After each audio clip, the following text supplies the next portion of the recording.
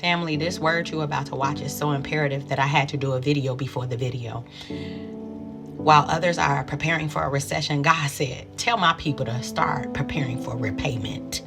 Tell my people that at the end of this video that I want them to write down that their names will be in rooms before they even get there.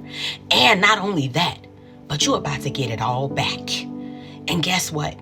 I got word to confirm and go with it. I pray y'all enjoy this video because God gave it to me a little bit ago and told me to release it today. I love you. Remember to walk in purpose on purpose. Check out the video and spread and share this video. I've never asked y'all to do this, but I'm asking you to spread and share this video. That's how imperative it is so that people can get their faith stirred up because God is about to reciprocate and give you reciprocity. Peace. Okay, y'all, I gotta share one more story. It's so good, y'all, because I was reading in 2 Kings and I was in the 8th chapter and there was the story about the Shunammite woman, right? And if I'm not saying that correctly, forgive me. But the Shunammite woman had remember Elisha, who was the prophet, he was looking for a place to stay. And remember there was a woman and her son, they were living together and they didn't have food. They only had like one meal left. And Elisha was like, listen, make me a meal. And basically, I'm going to look out for you for the rest of your life, right? So anyways, as time goes on, her son, he passes away. And Elijah lays his body on top of the son and brings him back to life, right? So after that, they were like, surely this is a man of God. We know it. Confirmed, you did this miracle, amazing. So they knew to trust Elisha. Elisha had told the Shunammite woman, you all need to get out of this city where we're living because it's about to go through a famine. So she was obedient. She left, and for 7 years she stayed away. Well, after the 7 years, and she stayed in the Philistine area. That's what it says. She had went to the land of the Philistines for 7 years. And when she returned, she went to the king to go talk to him about getting her land back and etc. When she went to the king to ask, could she get her land back, somebody else, one of his servants was already speaking about Elisha and what he had done and how he brought the young man's son back to life. And she so happened to be walking in to go plead to the king about giving her back her land and her property because she was gone for 7 years. And while she was walking in, God had already sent somebody. Come on, y'all, hear this. God had already sent somebody to talk about what Elisha had done for her already.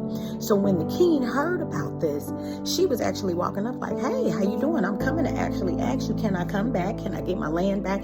Can you help me, basically, because I've been displaced 7 years. But somebody was already speaking on her behalf and was telling what Elisha had done for her son, bringing him back to life. And because of the connection that she had, because of that, y'all, if you go to your Bible and you look at chapter 8, and you read in 2 Kings chapter 8, and you go ahead down to, let's read the 4th verse all the way down. The king was talking to Gehazi, the servant of the man of God, and had said, tell me about all the great things Elisha has done. Just as Gehazi was telling the king, and I don't know if I'm saying that name right, was telling the king how Elisha had restored the dead to life, the woman whose son Elisha had brought back to life came to appeal to the king for her house and her land. Gehazi said, this is the woman, my lord, the king, and this is her son whom Elisha restored to life. They talking about you before you even get there. They talking about you. Let them talk. Let them talk behind your back because it's actually working for your good. The king asked the woman about it, and she told him. Then he assigned an official to her case and said to him, give back everything that belonged to her, including all the income from her land from the day she left the country until now.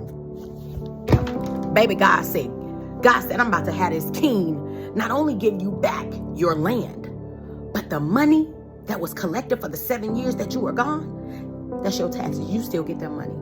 You get your land and that back. Just because you was obedient, you left when Elijah told you to. You came back in the 7 years. You went to the king. Somebody else was talking about what happened and how Elisha restored your son and etc. And now you about to get reparations. Perks and benefits just because you was obedient to the man of God. Y'all, I don't know who you connected to, but you better get connected to some people of God so that when you walk into the room, you get favor.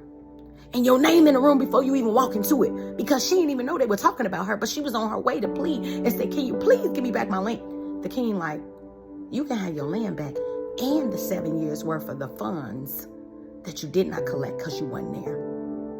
I don't know who needs to hear this, but God is like, I'm about to redeem time, reclaiming my time, and I'm about to give you redemption.